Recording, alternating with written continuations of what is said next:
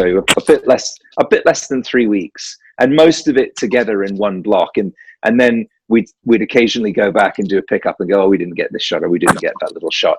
But when you're an independent studio, like my company, Desert Owl, we don't have millions of dollars to make movies, not nearly. So it's important to keep the shoot days to a relatively small number. We might have 10 or 12 or 15 people working at the same time, and that gets expensive really quickly. Even just lunches for 15 people over a couple of weeks, it adds up quite a bit. I see my great friend Howard Streetfeld is on the call. How nice to see you, Howard. Thank you very much for the coded message on June the 6th about the Normandy invasion. Absolutely. Howard and I have a little in-joke. When I was, my father was a World War II veteran, and my cousin Leslie is on the call, same side of the family. So my dad was quite the war hero, and when I was a little boy, he took me to see The Longest Day, the World War II film, which is based on the marvelous Cornelius Ryan book that covers the 24 hours of the Normandy invasions.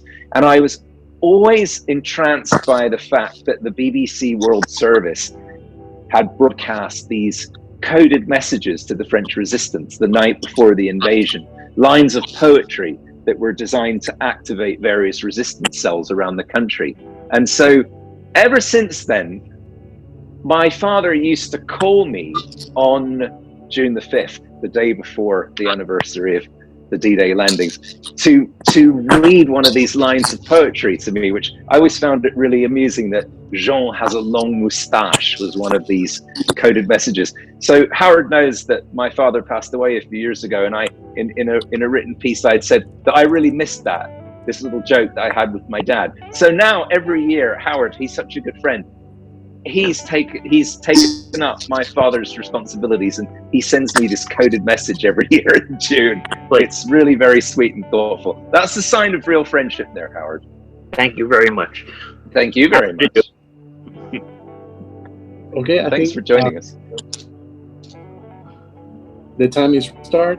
Let me just say, bienvenidos a todos ustedes in Spanish. Welcome everybody to the Guayaquil Space Society meeting. This is our fourth meeting. Esta es nuestra cuarta reunión y tenemos algunos invitados internacionales. Entonces vamos a tener parte de la presentación en inglés y también va a haber oportunidad para que todos ustedes puedan hacer preguntas. Entonces, para las que las puedan escribir y las podamos hacer, si es necesario traducirlas. Y si quieren pueden también hablarlas, no hay ningún problema. Yo soy Robert Ayllón. My name is Robert Ayllón. I'm the president of the Guayaquil Space Society, and I welcome everybody here. And we have a great guest, Geoffrey Notkin, who is the president of the National Space Society. And we're going to have a fun evening right now, talking about space, about what the future of humanity looks like, and to know a little bit about Geoffrey and how he got involved. So I think that's a great question to start, Geoffrey. How do you get involved in space? For me, there's two answers. And Robert, first of all, I must say thank you so much for inviting me to be on this broadcast. And we had the pleasure of meeting at the International Space Development Conference last year.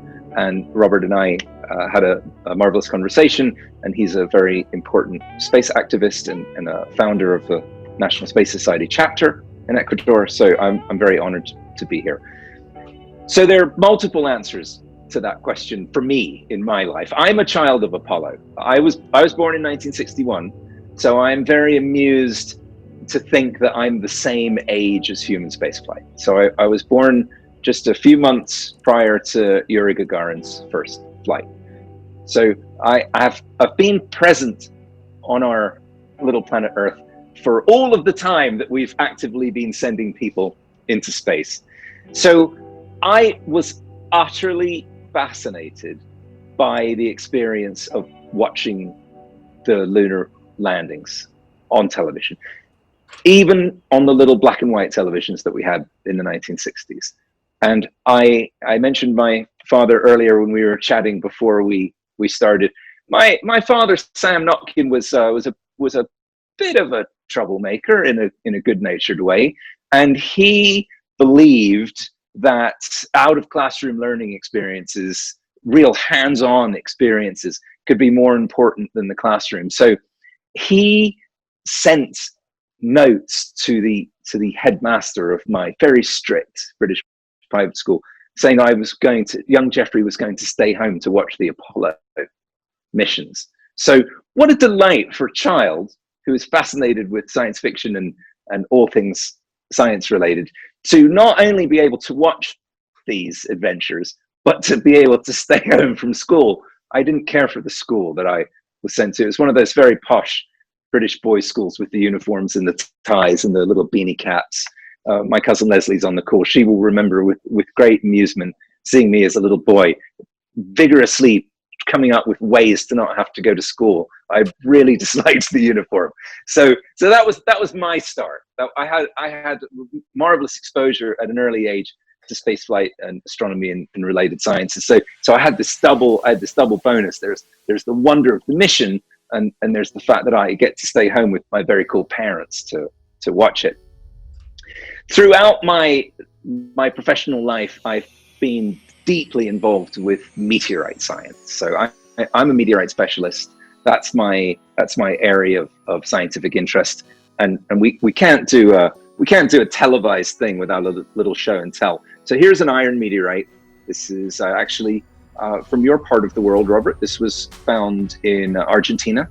This is from an ancient fall. It's about 6,000 years old. And I love this one because it looks like an asteroid.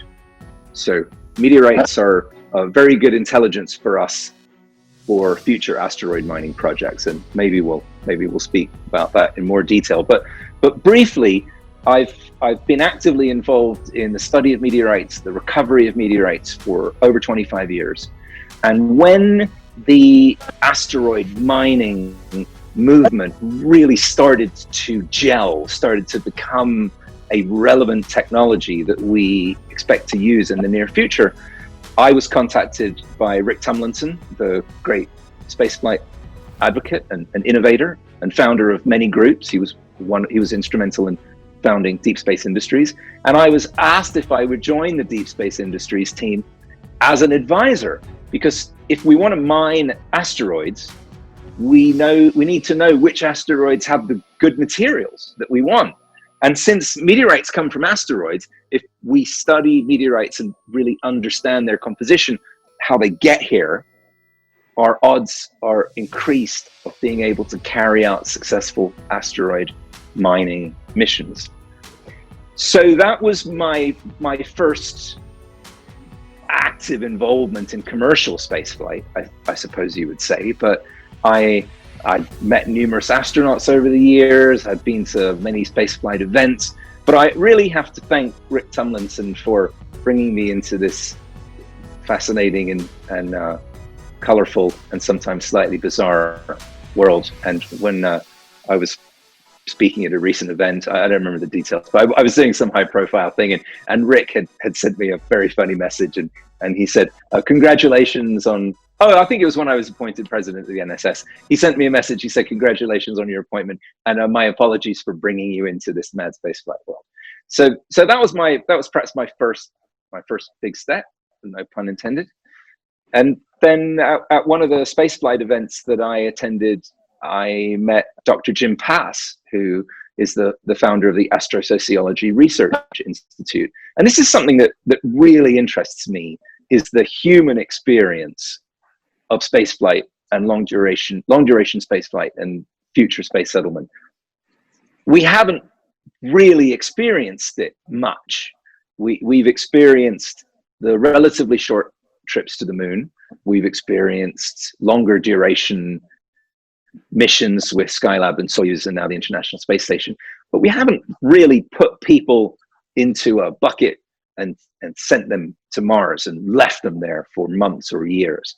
And to me, it's a very important discipline, a new discipline, and something that we need to understand, almost invent, in the same way that we invented the technology that took us to the moon. We need to invent the facilities that will allow us to care for people who are in these very long-term ventures and explorations.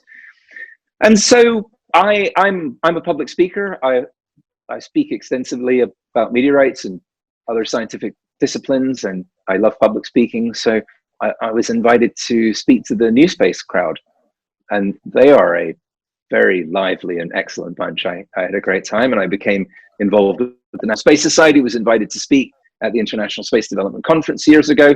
And one thing leads to another. If you're out there in the world and enthusiastic about what you do, and you make the mistake of volunteering to do something, you typically find that you get asked to volunteer to do something else as well. And I say that jokingly because I love the NSS, but the National Space Society has been very welcoming to me, very supportive of some of my ideas for expanding our methods of modern communication with the world. So there you have it. I suppose it all starts with television, with black and white television, and a note from my dad saying I could stay home from school. Thank you, Jeffrey. What about nowadays? What is exciting about living in this age compared to a decade ago regarding space? Why now? Why is now exciting, in your opinion? For me, there's the communications aspect, and then there's the nuts and bolts aspect. So by communications, I mean, look at the excellence of the coverage of the SpaceX NASA Launch America mission a couple of weeks ago. It was just astounding. We had multiple cameras, high resolution color footage, split screen. It's being live tweeted on Twitter. There's social media coverage, experts on every platform. And when I was a kid, we had our British science writers, Arthur C. Clarke, whom I adored, and James Burke and others. And typically they'd be sitting at a desk in a BBC studio with a little model, and we'll be going, well, now here's the lunar module, and you see the command module will separate and dock with the lunar lander. And it was factual, and it was brilliant at the time. But look at how far we've come from that, with the sense of engaging people through social media. You really feel part of the action when you're able to watch this in real time. And it's not just one feed, there's multiple coverage from so many different news stations. So that's what I mean by the communications aspect, the sharing. I believe that it feels like a more democratic experience. We're more involved in the unfolding of the adventure. And I loved the way there were cameras on the ISS that were waiting for the astronauts to come through from Dragon. But it wasn't edited.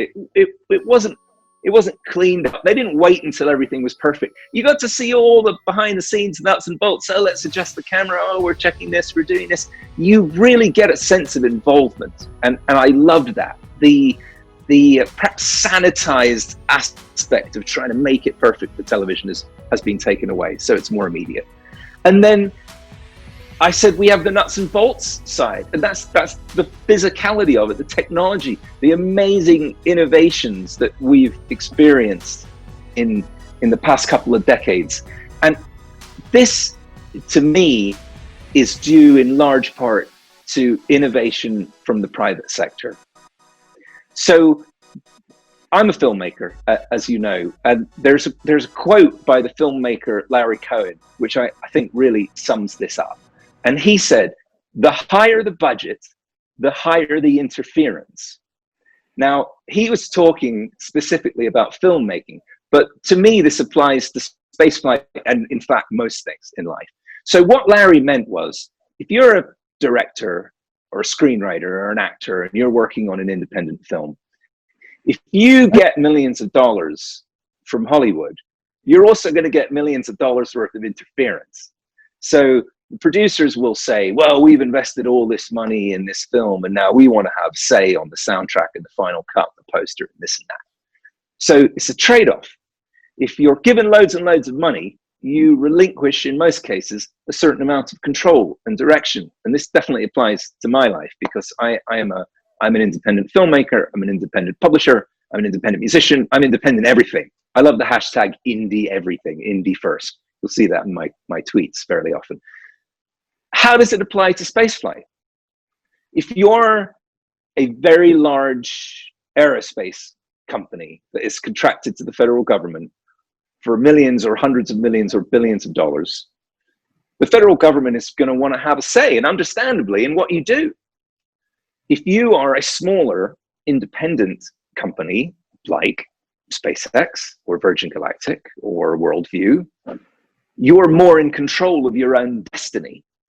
And the risks are much higher, of course, but the rewards can be much greater as well.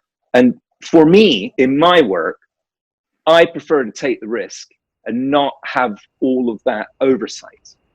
So when you take away the big government checkbook and the contracts that can go on for years and years and are sometimes very favorable to the aerospace companies, and I'm not putting down the big aerospace companies at all. They've done amazing things. They're lunar module without Grumman.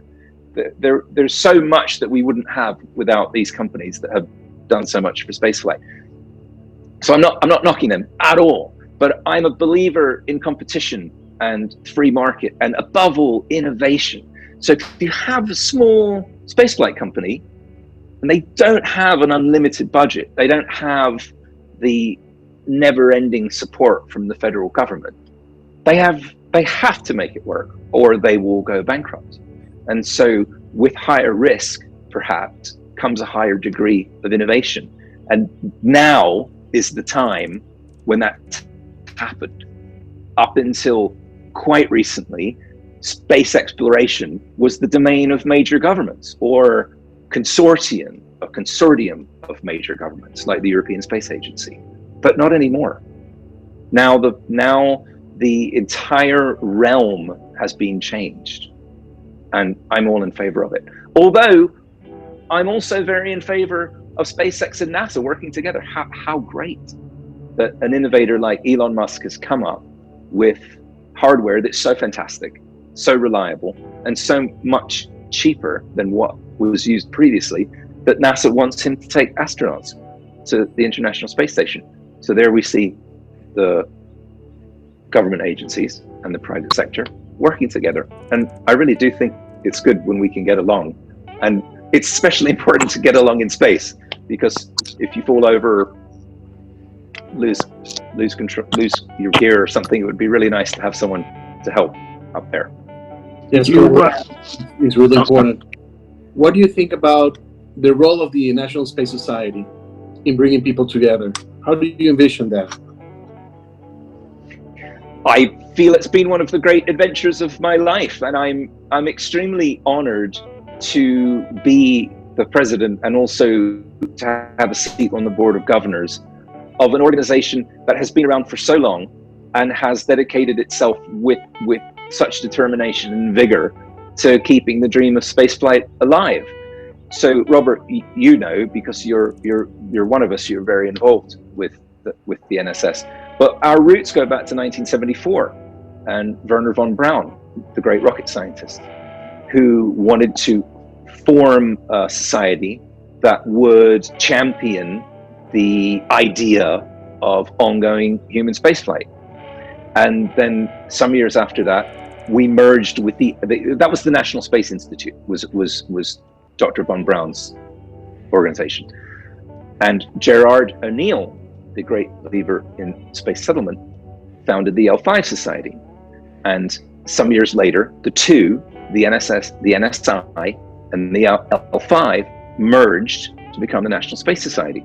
So our roots go back to the Apollo era directly, since we were founded in the early 1970s.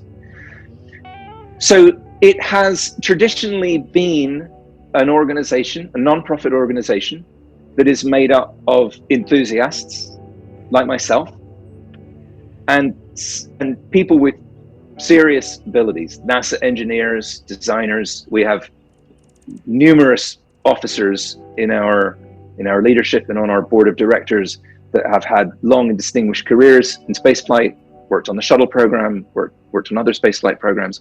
So the idea is, we as an organization, as a global organization with chapters all over the world, champion and promote this idea of establishing a lasting and meaningful human presence in space.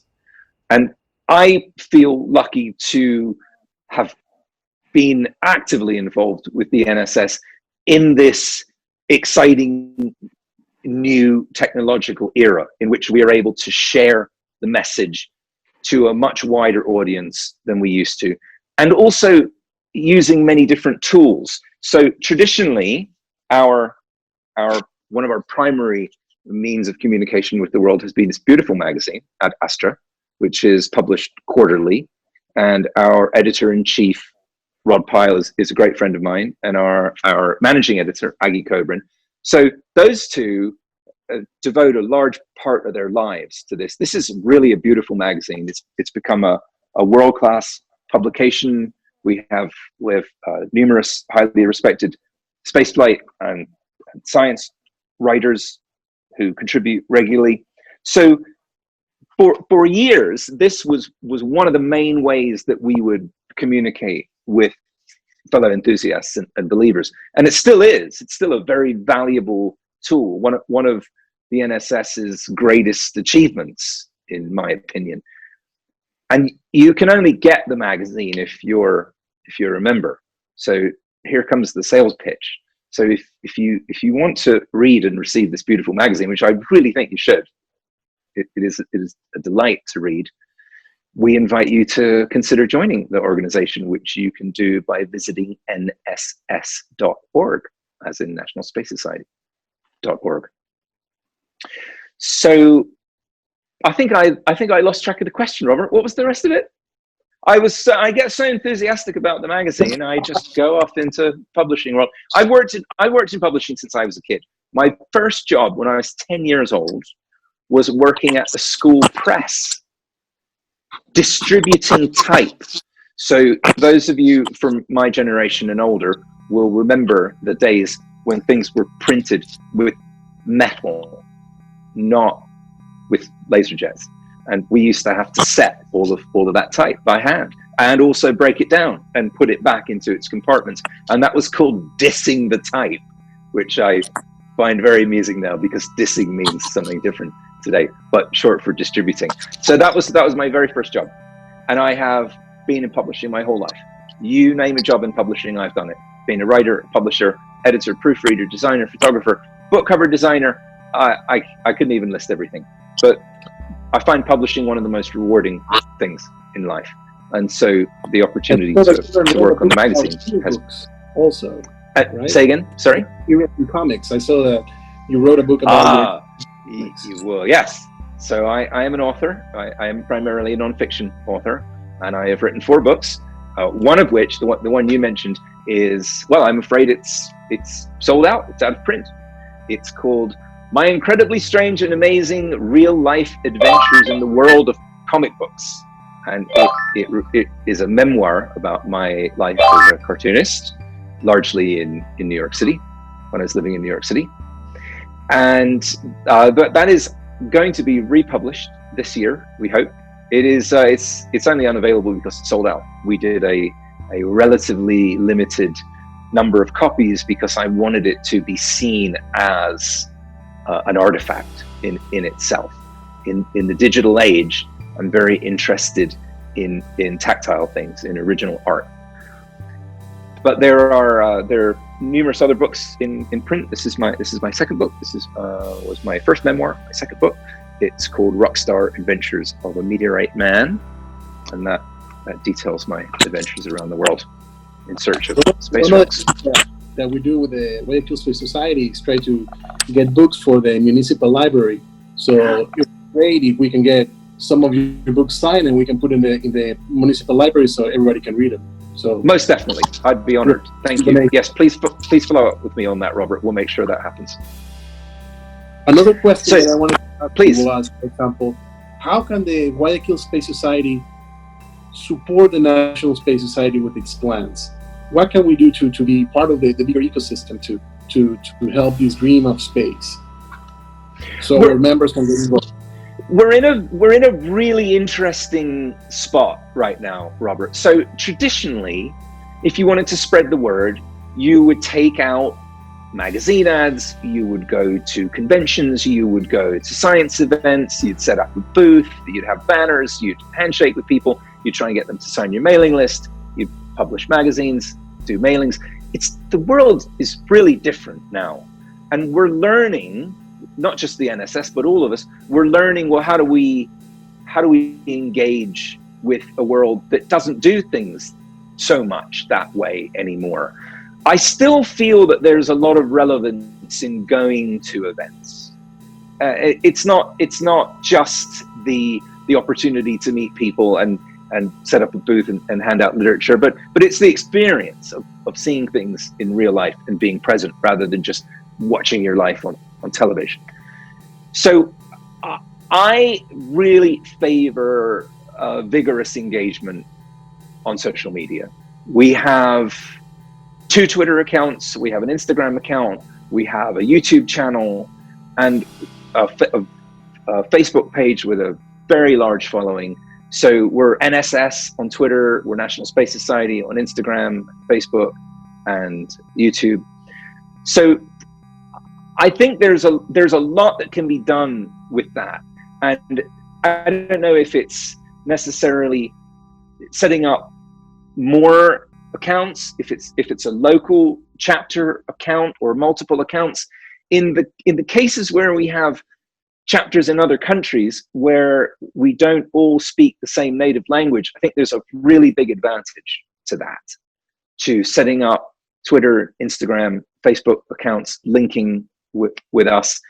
You're a believer in the chapter system. I know, Robert, because you were instrumental in getting National Space Society Ecuador established, which I thank you for. So the answer is, well, spreading the word and spreading the enthusiasm and converting what we might describe as non-believers, those people who say, well, why should we go to space when we have problems here on Earth? But how best do we do that? We used to use the traditional method. We used to go in person and we used to write articles for print magazines and we used to hand out literature and postcards, but it's changing. So I welcome everyone's input on this. What is the best way to do this? How do we engage a much larger section of the world than we have? How many people watch television? How many people watch movies? And of those millions and billions of people, how many of them are spaceflight enthusiasts? Little, a small number. And yet, missions like the recent SpaceX Dragon journey to the space station have really put spaceflight back on the map, almost to the level that it was in the Apollo era. So we're moving in the right direction. How do we capitalize on it? I don't have a simple answer for that, but I do believe that online engagement is a really big part of it. And perhaps it's more real-time events like this. Every Thursday, the National Space Society America has a town hall, a live video interview that is organized by Bert Dicht, who's our VP for membership. And it's a fantastic series. So we've had some really eminent speakers like Janet Ivey, who's the president of Explore Mars and a fellow member of the Board of Governors of the NSS. So this is something that we couldn't have done 10 years ago or 15 years ago. In the space shuttle era, we couldn't have had a conference call like this simply. It would have involved a very high level of technology with video cameras, and lighting and everything taken to everybody's offices. So I've given you a very roundabout answer, but I think the real answer is we discover as we go, in the same way that we discover as we go further into space. That's wonderful. And I have some questions from the audience that they want to make. One of them is Jorge Iñiguez, one of the Guayaquil Space Society members. Jorge, you wanna speak out loud? Or you wanna write the question? Yes. Yeah, do you hear me? Sorry. Yes, I do. Good evening, Jorge. Hi, good evening. My name is Jorge. I'm part of the Guayaquil Space Society. Really, the question is because like 2 weeks ago, I was participating in the NASA Space App Challenge, a special edition COVID-19. with some friends of my university. At the end, I realized that there's too much spatial data, but at the end, you have to be an engineer or a programmer to understand and to know how to use it. So this was the main conclusion we had at the end with my partners. So what we were thinking is that maybe this data has to be more friendly for everybody. So what do you think the National Space Society can do for improving this? I love your question, and this is very close to my heart. I'm a science communicator. I'm not an engineer. So my mission in the world and in the world of spaceflight is to communicate the enthusiasm, my enthusiasm, the enthusiasm of my colleagues. So we have on the board of directors of the National Space Society experts in space policy who really understand why the system is preferable to that and work hard to craft positions that will support legislation that we feel is very important for the long term, for achieving our long-term goals in space. And so that is left to the experts. And when I accepted the position as president of the National Space Society, I was very frank about this. I said, I'm a science writer, I'm a photographer, I'm an adventurer, I'm a television film producer, I'm a lifelong spaceflight enthusiast and advocate. I don't understand the technical aspects of payloads and orbital debris, and I leave that to you to communicate to me what is the reasoning, what are the messages that we want to communicate. It's my job to communicate. So this feedback from you is very valuable, that you feel or you have experienced that one or more spaceflight events that you have taken part in are too technical. And I see it as part of my job, to my happy job, to convey the message and the enthusiasm and the goals without resorting to too much technical language. What's the big picture? How do we get people involved? Why is it important that we do this in a non-technical way? So I will convey this feedback, this very valuable feedback, to my colleagues in the executive committee. And there's a tendency among engineers, whom I love, I have many close friends and colleagues who are engineers. There is a tendency among engineers to focus on the practicality of things and how well this is how we need to have this engine work or this moon base work. And so engineers all speak the same language, and film people all speak the same language. But I tell you, they aren't the same language. So one of my goals is to find common ground between this, because obviously, without the brilliant engineers, we're not going anywhere. But without the communicators, without the filmmakers and the artists and the writers, we're not going to be able to record the human experience and share it with the widest possible audience. So thank you for the feedback. So the answer to what can we do is we can do a better job. We can strive to make the way in which we share the message more engaging and less technical. And that is what I'm all about. So if it's not working, it's my fault, and the buck stops here. I will try harder. Thank you, Jorge. Thank you, Geoffrey, for the question. I have another question for the audience. This one is from Ronnie Galarza, and also Leslie are asking the same question. Leslie has 3 grandsons, 9, 9, and 11, and Ronnie is 15 years old, and he says if he can participate and how they can become members. For the Guayaquil Space Society, we don't have age restrictions, but for the National Space Society, I'll let you answer that, Geoffrey. Thank you. I believe very strongly that it's very important that what we do is relevant to people of all ages. And if it wasn't for my parents and scientists that I met when I was a little boy, who spent the time with me to grow my interest in science and take me out hunting for fossils and set up a telescope so I could look through it, I wouldn't be here having this conversation with you today. So it's not enough to say, well, we have a technical message for the adults. Our message has to be for everyone. and the National Space Society has student memberships. We have very affordable, inexpensive one-year trial memberships where you can go to nss.org and sign up as a student, or sign up for the one-year membership. And honestly, it doesn't even cover our costs in making the magazine and mailing it to you and the other outreach projects that we do. But it's our hope that by making your initial membership very inexpensive, you will say, well, I just love this magazine, and I have to keep getting it, and I want to be involved, and I want to get the bi-weekly newsletter, and I want to be invited to go to the Space Development Conference and all the other events that we are involved with, the Space Settlement Summit, the Space Settlement Design Competition, which was co-founded by my great friend and colleague Anita Gale, which is just an amazing international event that goes on all year worldwide. But the finals are in July at Kennedy Space Center.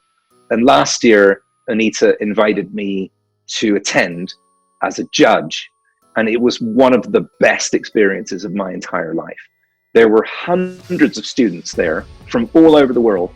Some of the brightest, most focused students of high school age participating in this very sophisticated competition to build a moon base, to order, and to very complicated specifications that were given to them. So these hundreds of students arrive in Titusville on a Thursday, I believe, and they're on Friday morning or beginning of the weekend. They're given this job description from an imaginary organization called the Foundation Society, which is named in honor of Isaac Asimov, science fiction writer. So my role was to play one of the executives from the Foundation Society. And so we give these students this directive to provide us with a very detailed proposal of building a moon base. And that includes spacesuits, airlocks, all the infrastructure, how supplies are going to be moved around, and in very exacting conditions. So it has to meet particular technical specifications. And that's presented on the Monday morning. So you have these hundreds of students, and they're broken up into these groups. So if 5 friends arrive together from Australia, they're broken up and put in different groups. They don't get to work with the people they know. They have to learn communication skills. They have to learn to work with people from many different countries with different backgrounds. And that's exactly what we have to do if we're going to survive in space. We have to learn to work together, to overcome our differences, and share our common skills. So I was amazed by this experience, by the brilliance of these students, by the dedication of the teachers and the advisors that go. It was one of the times in my life when I really felt that I was part of something important, and I was utterly wrapped up in it. So that is something else that students could look at. The Space Settlement Design Competition, the Space Settlement Design Contest, there's several different ones. The NSS is very involved with both of them. And that even if you don't choose to participate, you can observe what other students are doing and how they learn to overcome these challenges. It's really very inspiring. Thank you, Jeffrey. I have another question also. This is regarding space settlements. Do you think it is feasible in the future that we'll have a flotilla of space stations appropriately equipped around the solar system for the future of humanity? So, Robert, when you say space stations, do you mean orbital stations, or do you mean settlements of different types? So I think the question is open enough where it will be settlements and supporting space stations that will be part of it. My answer to that is assuming that we survive and we don't either blow ourselves up or wipe ourselves out by not paying attention to things like COVID, that it's inevitable, that it will definitely happen. We certainly have the determination and the capability We don't have all of the technology today, but we surely will. Look at the amazing changes that have happened in just the past few years. I grew up watching Thunderbirds, the science fiction show, the Jerry Anderson show from the 1960s that was made with marionettes. And my cousin Leslie's laughing because she vividly remembers me being obsessed with this show as a kid. So when I really like it. Really, so I absolutely love Thunderbirds. I think it's one of the greatest shows ever made. It is an excellent role model for kids because here we have a group. We have a family group that's very wealthy, very technologically advanced. They've got the most superior technology on Earth. The dad, the founder, is a former astronaut. And what do? They don't accumulate wealth. They don't try and become social media stars. Well, there wasn't social media then, but they don't try and grab the headlines. Their entire purpose for existing is to help people in trouble. And so they use their superior technology to rescue people. The organization's called International Rescue, and they don't resort to violence to solve their differences. And when the rescue is being performed, they leave very discreetly. They always go, please no photographs. We don't want any publicity. We just want to help. So this has been a role model for me in my life. But the reason I mentioned Thunderbirds is the first time I saw that reusable SpaceX first stage land on the barge by remote control, I thought I was watching an episode of Thunderbirds. I just thought it the greatest technological achievement I've ever seen. It's one thing to put people into orbit. Yes, it's fantastic. It's another thing to figure out how to save the rocket and use it again. Not only does this dramatically cut the cost of launches, but it sets a very good example for the world. We shouldn't build amazing technology and then throw it away in the ocean. It's a waste of resources and it's bad for the environment. So if we can couple these technological advances with a more responsible view of using our resources and reusing our resources, it's good all across the board. So that is the kind of thing that really gives me more than hope, reaffirms my conviction, the conviction I've held since I was a kid, that all of this is going to happen. It's only a matter of when and how. And the concept of asteroid mining and harvesting existing resources from asteroids, moons, and planets to further our construction, our exploration, our experiences of space. For me, this is the single biggest, most important thing. You have to get out of your mind the idea that we're going to take everything up there with us. It's too expensive. So if we understand, we learn how to extract the things that we need from asteroids in particular, but also from planets and moons, it completely changes the game. And there's a thought adjustment that has to take place here for those of us who are not engineers. I'm not just talking about metal to build spaceships and domes. Yes, very important. I'm also talking about water and air. Because think about this, every bit of water that the astronauts consume on the ISS, apart from the recycled, but the source water and their spacesuits and their food, it all has to be taken up there at great expense. So when we learn how to manufacture, how to produce those things in an extraterrestrial environment, we change forever how we exist there. So my very long answer to your colleague's question is, yes, I absolutely believe that, and more. I've since I was a kid, I've said in our lifetime, we're gonna see this. We're gonna see a moon base. We're gonna see a Mars base, and I still believe it. Perfect, Geoffrey. Thank you. We have another great question here. This one is talking about Fernando Salvador is trying to empower youth through STEM to veer away from crime. And how does one create collaboration with organizations across the globe to create a united interest in space? He lives in the UK. Oh, excellent. Hello. Well, you may have discerned from my accent that I am an expat Brit. I'm a US citizen, but I grew up in England, grew up in Surrey, Greater London. But it's one of the most important questions that we can ask. How do we steer kids away from detrimental lifestyle? And just so you don't think I'm a prude, I am a former punk rocker. I was part of the original punk rock revolution in London in the 1970s. So I was, I don't know if it's fair to say I was a troubled youth, but I was certainly a bit of a rascal. So I've been part of the counterculture. Let's put it that way.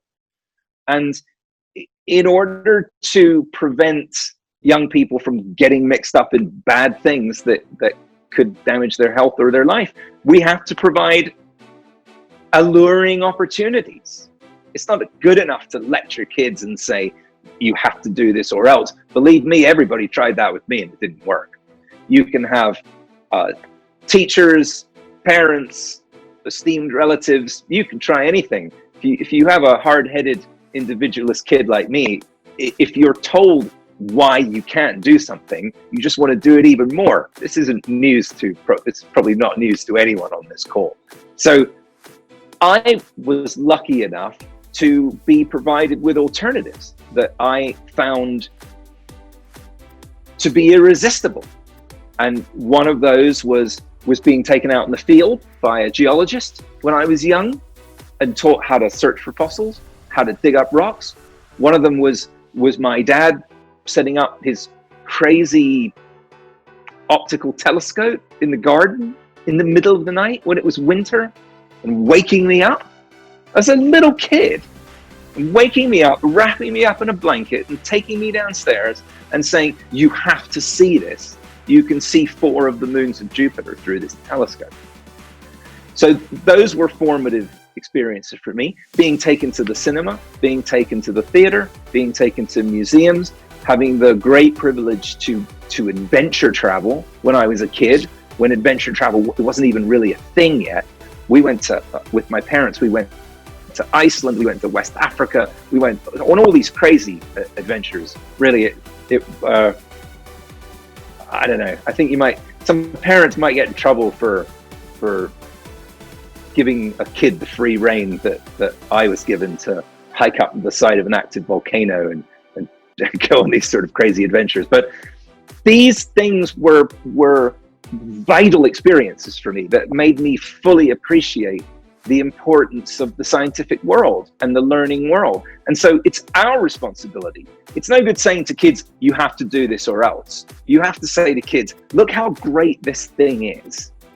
Do you think you might like to be part of this? And I can give another empirical example. My younger brother, Andrew, is an absolute hardhead. He's a really difficult guy to deal with. And yet he's very accomplished. And today he is a successful and admired airline pilot.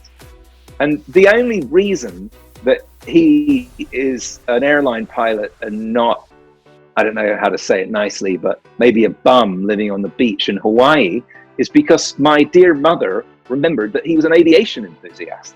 And when he was in his 20s, gave him a birthday gift of a class, a flying class, a flying lesson. And that was it. He found his thing. He was destined to be a pilot. And up until that point, he hadn't really engaged with life very much. And now he flies for a major airline, he flies big jets, and he's a valuable member of society who more than valuable, hundreds, thousands of people trust him with their lives. That's an enormous responsibility. And that happened because a caring parent spent the time to find the right thing and to translate that into a more perhaps day-to-day, how can we do this? It's hands-on experiences. It's taking kids to museums, to libraries, to rocket launches, on expeditions, on hikes, teaching them about wildlife, teaching them to respect the environment. Every kid has a thing that's waiting to be discovered in their heart, or maybe many. for me, it was me. I love music. I love the arts. I'm a writer. I'm a photographer. I'm a spaceflight advocate. So I have a lot of things in my life, and they were nurtured. I was lucky. I was very lucky. They were nurtured by my parents and by other family members, by Leslie, who's on the call, and by my friends. Not so much by my school, which was a very strict school. But it's teachers and parents' responsibility. You can do this. If you're not going to do it, you probably shouldn't have a kid. So it's a massive commitment to be responsible for the growth of the young mind. And my view is that is best done by implanting unforgettable good experiences in the impressionable mind of children. Perfect, Jeffrey. That's a wonderful question. I think that's a great opportunity for them to group together, and either build their chapter in the UK or promote more activities to get them involved. Oh yes, and I'm sorry if I perhaps I could have given a bit more of a specific answer, but the NSS welcomes the creation of local chapters. We've had several new chapters come into existence just in the past year, and learning how to function as a global society is part of the challenge. It's new. When I was a kid, we couldn't have done this. Transatlantic phone calls were just too expensive. You had to call the operator and book a call in advance. Call and say, well, I want to speak to my family in the States. We don't have those problems anymore. Zoom calls are free. It's fantastic. So I do really encourage those of you who are interested in this to reach out to us via social media, via nss.org. We're very receptive. We have many officers who are actively involved in this. We have officers whose entire responsibility is membership, is growing membership, interacting with chapters, encouraging the formation of new chapters. So please reach out to us if you'd like more information on this, and if we can assist. I really encourage this, and it's so meaningful when possible, I feel, to get together in groups and make this hands-on. And this advice is particularly bad during the COVID era. So I'm not saying do that today. I don't want you to get together in groups and somebody gets sick and go, well, Jeff told us to get together in a group and now he's caught a cold. So I don't mean today, but I mean ongoing. But think about that. It's been most effective for me because I'm a tactile person, and I want the experience to be as real as possible, to go and do those, to do those things in person. Go to the planetarium in London, or I don't know if you've been to the National Space Centre in Leicester. What a fantastic museum. My friend Nick Howells, who is a spaceflight historian and an astronomer, a very celebrated science writer, has done a lot of work with them. I was invited to speak there a couple of years ago, and they have periodically on loan from Nick an amazing collection of real flown Apollo artifacts. So there are many resources, and the beauty of the internet is you can just look it up. Is there a spaceflight museum near me? Is there a spaceflight club? And there are many events that are rooted in social media. We've talked about the Space Up group earlier. There's Space Hipsters on Facebook, a very active international organization with thousands of members. So the people are out there. There are multiple ways of communicating. So do reach out to us if we can provide you with a list of resources, please. Perfect. We have somebody also from Chile here on the. Yay! One of my favorite countries in the world. Tell us a little bit about your experience in Chile. Oh, with pleasure. So I have spent a couple of months in Chile on several different expeditions. This was primarily based in meteorite hunting. My first visit to Chile was in 1997, and I flew to Santiago. I drove all the way up the 101 to Antofagasta. Man, that is some drive. Whew. There's some very high-speed drivers, very enthusiastic drivers in Chile. I consider it one of the most beautiful countries I've ever been to. I was overwhelmed by the landscape and by the kindness of the people. How it's lush and mountainous in the south and a spectacular desert in the north. So I've done thousands of miles in Chile, and then I returned in 2010 when we were filming my television series Meteorite Men. We filmed 2 episodes in Chile, and one of the highlights of that, or in fact, one of the highlights of anything for me was visiting and overnighting at Paranal at the European Southern Observatory. That's the closest I've ever felt to being on another world. So this is a magnificent scientific establishment on a mountaintop. And in the evening, after we visited the telescopes, we went outside. I don't remember the altitude, but I think it's 11 or 12,000 feet. We're way above the cloud level. We're looking down at the clouds, and it looked as if we were gazing down upon the sea of another planet. And then each of us stayed in these very small, very modern rooms that were almost like pods, and they had a thin horizontal window. And when you look out, it's just the red Atacama Desert. And there's no plants, there are no buildings, nothing, just this beautiful, striking landscape. So I just sat there looking out the window and I go, well, I'm just on Mars. I could absolutely be on Mars. And it was an amazing experience. So one of my most highly rated places in the world is Paranal, and I absolutely love Chile. So one of my best friends moved to Chile a couple of years ago. So I'm well overdue for another visit. So Hi, Jeff. I didn't even give you a chance to answer your question. I'm sorry. To ask your question. I'm sorry. This is Antonio Ales from the ALMA Observatory here in Chile. Thank you very much for your kind words about From the ALMA? country. Oh, yes. Oh, excellent. So I've been to ALMA also. Oh my gosh. Well, it's lovely to meet you. You come from a wonderful place. I was going to extend you an invitation. Most welcome to visit us anytime. Oh, thank you. Well, I would love to. You know what else I miss about Chile? The empanadas. They don't exist like that anywhere else in the world. With the olives baked in the pastry. Oh my gosh, it's a miracle. Right. Anyway, sorry. Your question, please. No, that's wonderful. And we definitely hope that you can also have the opportunity to come to Guayaquil, Ecuador sometime. It's a lovely city by the river, and the people are its best asset. You're very welcome. So you're on. I've never been to Ecuador. I've never been to Ecuador, and we have to fix that. And we can bring Antonio maybe sometime to give a presentation about his work in Chile. I would love that. I would love that too. Thank you very much. My pleasure. Thank you for joining us. We also Robert, could I mention a couple of things? How are we for time? Are we on a 1 hour clock?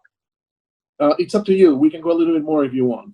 Oh, great. I would love to take a couple more questions. I do want to mention a couple of things before we run out of time, and while we still have our attendees, please. And there's two things that the NSS is very involved with at the moment that I would like to speak about briefly. I haven't mentioned before. And one of them is a day in space.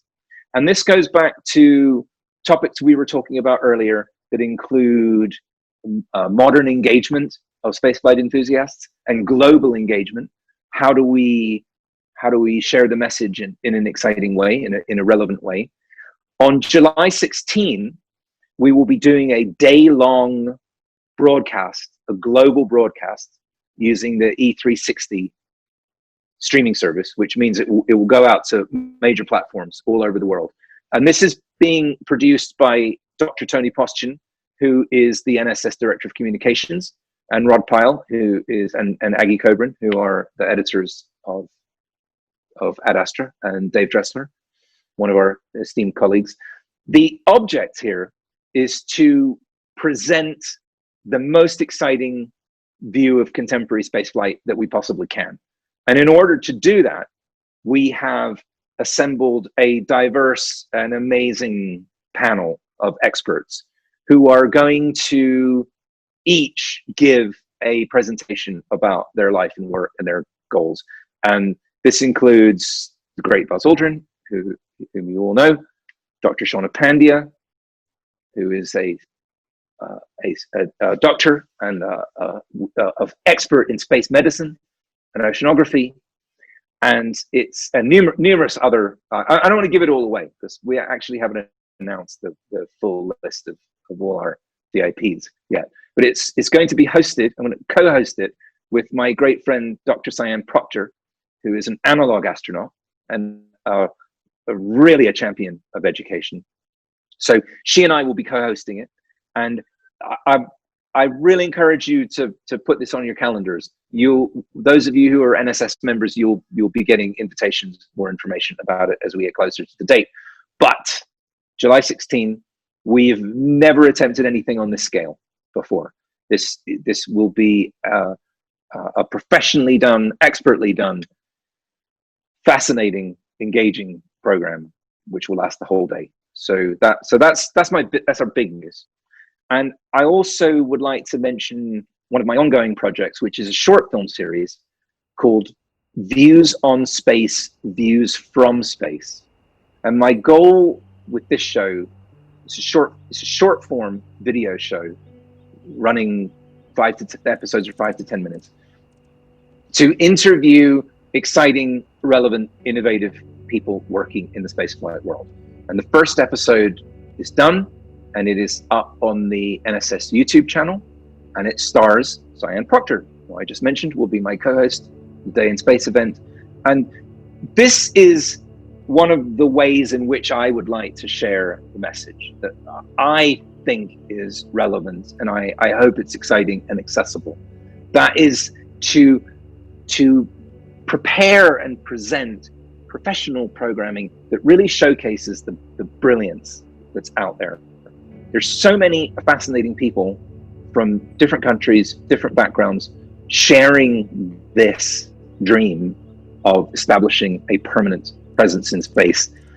That rather than do a traditional show which has narration and a host like myself, where I will go, well, here I am at XYZ place, and I'm going to talk to this interesting spaceflight person. I want them to do the talking. I want them to be the stars. They're the experts.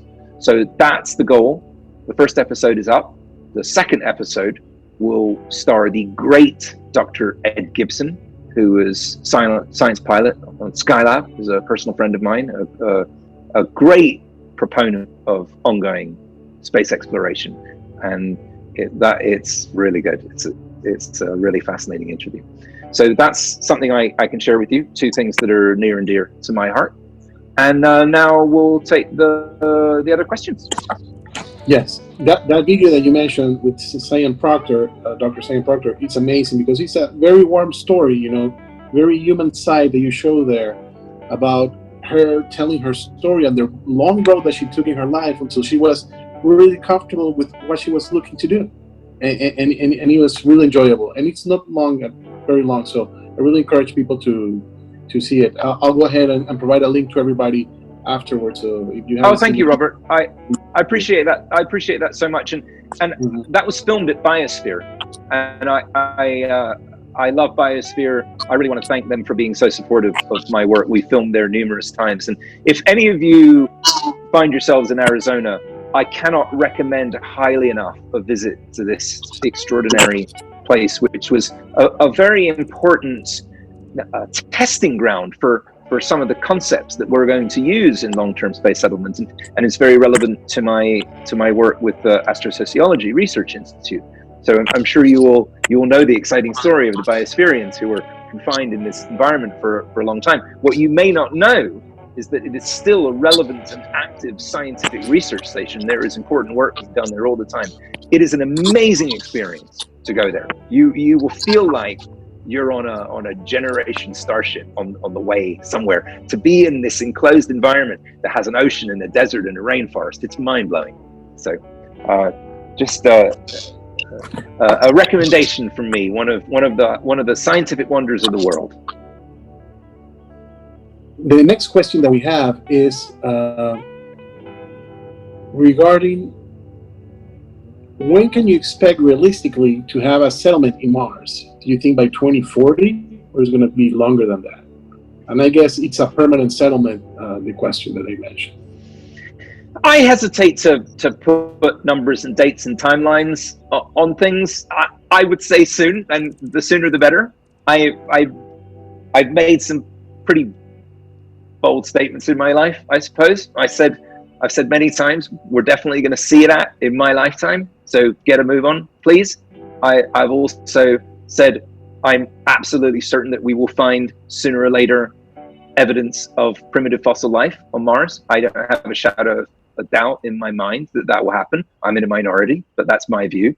I think that where there's water and sunlight and favorable conditions, there's life. Not necessarily now anymore, and I'm not talking Star Trek level civilizations, but something, stromatolites or bacteria or something. I'm sure it's there. We'll find it.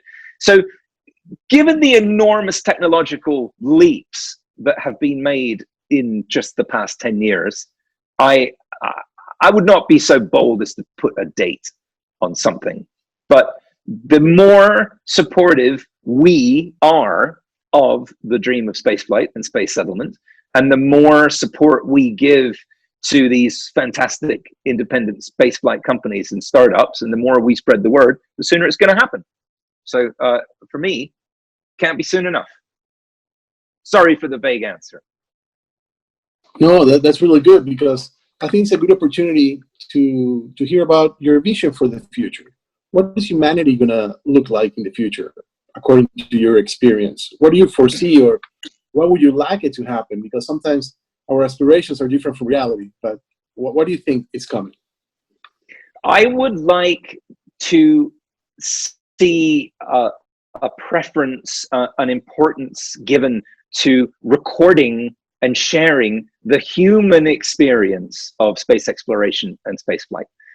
The National Science Foundation has a program that sends artists to Antarctica. Now, Antarctica, visiting McMurdo Station or going to the South Pole, working on the seventh continent, as they call it, is one of the great dreams of researchers and people of all walks of life. There are many stories of eminent individuals, very accomplished in their field, doctors, lawyers, and so on, that have learned how to drive a bulldozer or do plumbing so they could go work at McMurdo Station in Antarctica.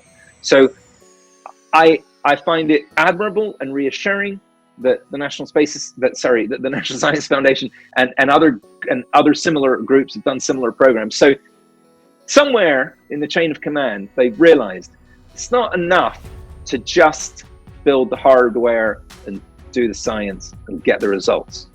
You need to embrace the human aspect of it so that the experience can be shared with a wider audience.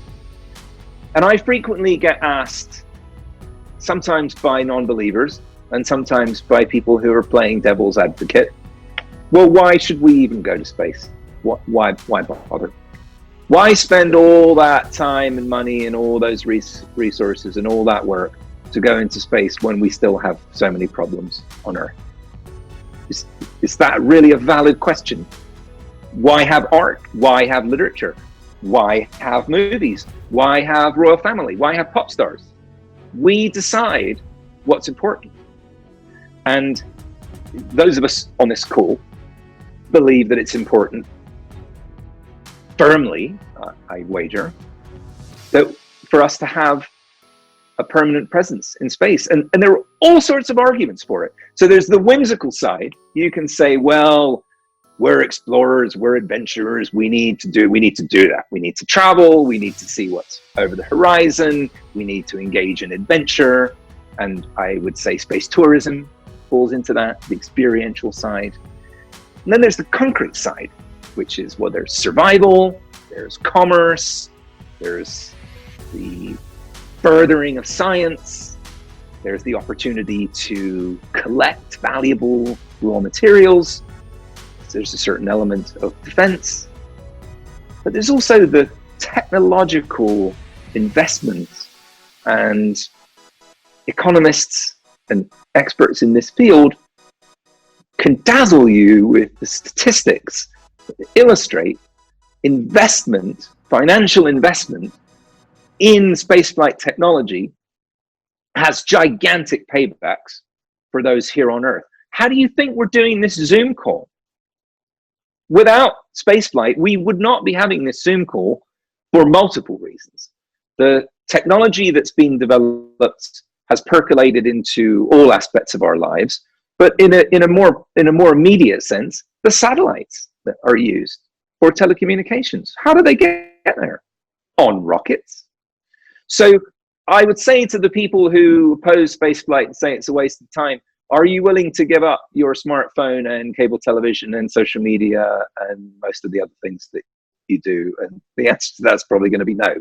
So before we criticize spaceflight for being expensive and potentially dangerous and perhaps overly whimsical, we need to remember the very practical and far-reaching benefits that we all enjoy every day as a direct result of innovation in spaceflight. So that was a very long first part of my answer, but the human experience is very important to me. I want to know what writers think. What will it be like when we send brilliant novelists and poets into space to spend some time on the moon, or to go on an asteroid mining expedition, or a filmmaker? What if we sent a team of really great documentary filmmakers to Mars or a comet rendezvous? Wouldn't we all really benefit, all of us, in an enormous way from that? And composers, how would the experience of being weightless change what a composer might do? So that really excites me. That's an untapped frontier for creativity. And look how great what we already have is. The photographs from Skylab and the ISS and all the amazing footage of the SpaceX launch. They're this marvelous archive of NASA photographs that are available online for free usage. So the astronauts weren't trained professional photographers, and yet they've provided us with some of the most meaningful images in all of human experience. The famous Earthrise photograph that was taken on Christmas Eve on the Apollo 8 mission. Show me a person who has any engagement with technology who doesn't know that image. It's as famous as the Mona Lisa. And that was taken by an astronaut in a weightless environment, in the cold. He wasn't willing to use. So I am enthralled by the consideration of the enormous wealth of artistic expression we all will benefit from when people whose sole mission, primary mission in life is creativity, get the chance to experience these things and bring them back to us. So that's my whimsical answer. I'll give you a short practical answer. My short practical answer is we must not take the squabbles that have defined human history, that being squabbles over resources and power and religion, into space with us. We've got to find a way to leave our problems behind and coexist, because it is a much, much, much harsher environment out there. We don't have room for fighting. And just very recently, I've seen a film and a TV series that showed conflict on the moon. And that was the feature film Ad Astra, and no relation to the magazine, although we all delighted in the title when it came out. And the new Netflix series, Space Force. And one is a drama and one is a comedy. But they both depict combat on the moon. It'll be a disaster for everyone. Much as I love Robert Heinlein's novel, The Moon is a Harsh Mistress, which is actually one of my favorite science fiction novels of all time, which chronicles the war, the battle for independence waged by a lunar colony against the Earth. I don't want to see that happen. So those are my aims, lofty and practical. It's perfect that you bring the arts part about how that inspires people, and the value that it provides, the human side, and you mentioned poetry, and we have here the most famous poet of Guayaquil in the call, and she wants to say some words to you. I would love that. Good evening. Thank you for joining us. Her name is Karina Galvez. Karina, the floor is yours. Hi, thank you so much. It's been really interesting, and thank you. That to listen to you and to be able to dream.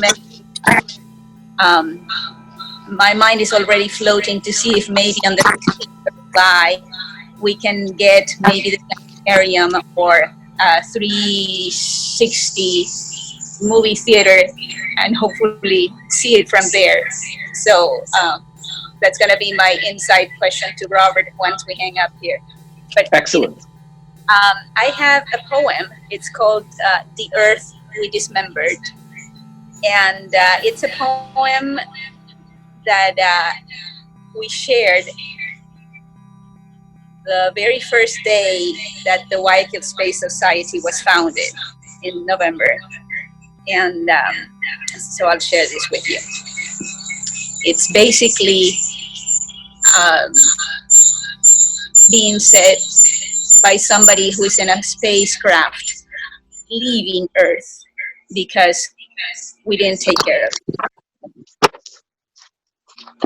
I saw it, we saw it, we all saw it. The lights beamed like lasers coming out of a fantasy world, but it was no fantasy. Our Earth was now just light. It was brighter and hotter than the stars round our flight. Below, icebergs waited no more, for the heat of the lights had melted it all. When did we lose control? Could we not see our fall? That same impending fall that did destroy us all? Yet our feelings were mixed, for our eyes were still fixed on that new shining star that said hi from afar. Did we leave Earth behind? Were we out of our minds? Was it too late to see it needed you and me? With its beautiful ugliness, with its own ugly beauty, Mother Earth and its loneliness sought us out through our pity. May our new paths be aligned with the new worlds we find. May we learn and remember how our Earth we dismembered. I saw it. We saw it. We all saw it.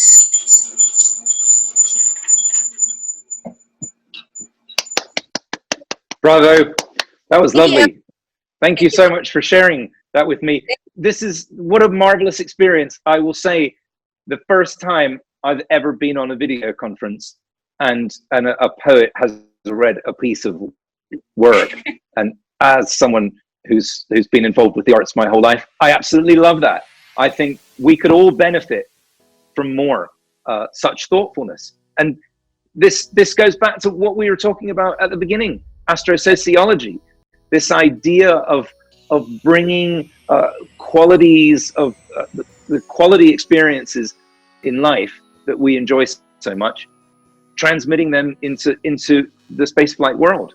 We need to figure out ways to maintain a high quality of life for those who are engaged in long duration spaceflight and building and habitation of settlements. So thank you for sharing that. Would you please, if you're on social media, and this goes to everyone, it goes out to everyone. I'm very friendly. I do my own social media, and I'm at Jeff Notkin on everything. GEOFFNOTKIN. Twitter, Instagram, Facebook, YouTube. Please connect with me, and Okay. if you like, send a message, just send me hello. Yeah, I'd love you to send that to me if you're willing to share it. I'd love to read it again. This poem is actually in my YouTube page also, and it has excellent. beautiful, beautiful images of how sad it is or how sad it would be. I'll make sure we connect and please, I would love that. And thank you. That's very courageous and wonderful of you to get on the call and share your work. I really admire that.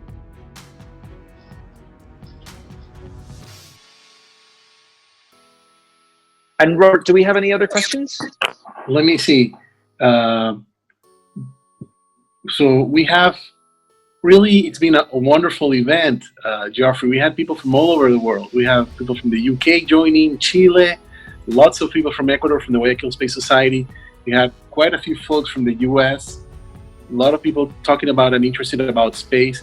And I think this conversation has been very deep and profound in what we have been sharing, especially your ideas, your vision, based on your background, on your life experience, because you bring a whole different attitude, a whole different set of views into how things are progressing. So I think this has been a very rich conversation. So it's been wonderful. We're very glad that you have been part of us today.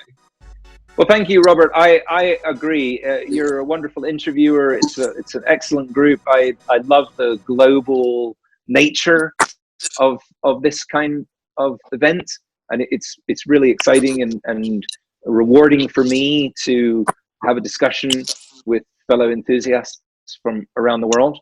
And I would just encourage all of you who are interested in learning more, please reach out to us at nss.org.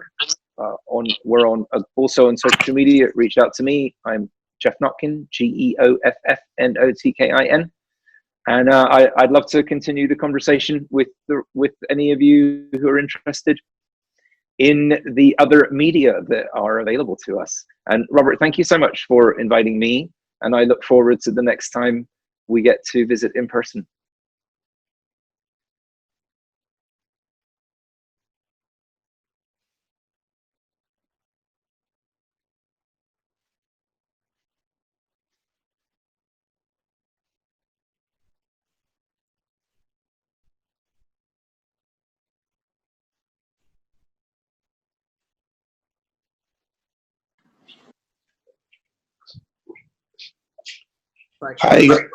Hi guys, this is Robert. My phone just exploded. It just melted, so I'm using my wife's phone. Hope everybody's on the line. Can you guys hear me? Yes. Yes, can. Okay, perfect. Looks like it overheated. It was a very heated conversation. I think we all got so far. But we have one last question, I think, and this is really, really good. If you want to describe something about your meteorite hunting experience, Geoffrey, any anecdote, anything that comes out to mind that people should know. I think he's gone.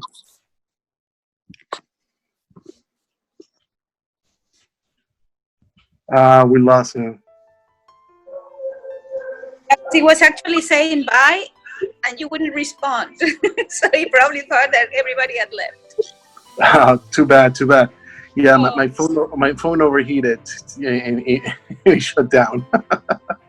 It's always what happens, isn't it? Well, I hope you guys had a good evening so far and enjoy the time. And you're all welcome to come to Guayaquil. Hopefully we can arrange a meeting or a conference sometime in the future, and we can all meet in person once this COVID-19 is over. So, and I would like to actually just ask you about that, and could you just give us a quick update on what's happening with COVID in your area?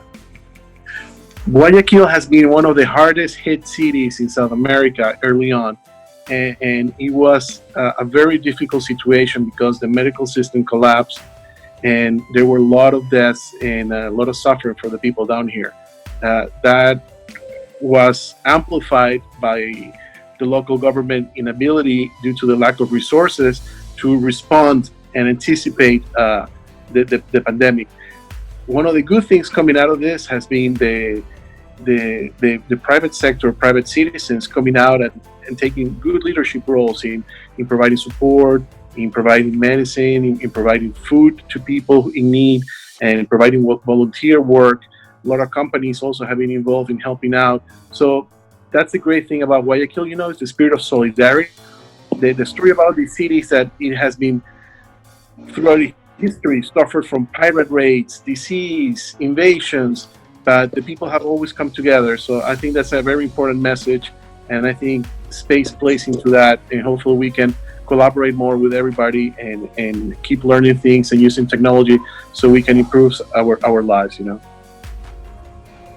Well, our thoughts and prayers are with you all. things are looking up. Karina is mentioning it's right. In the last 2 weeks, things have improved so far. So we have no deaths, so that's very important.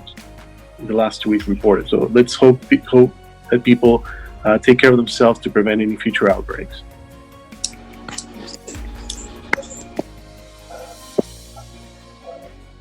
And I think with that, we conclude the call, guys. Thank you so much. Muchas gracias a todos. Unas buenas noches.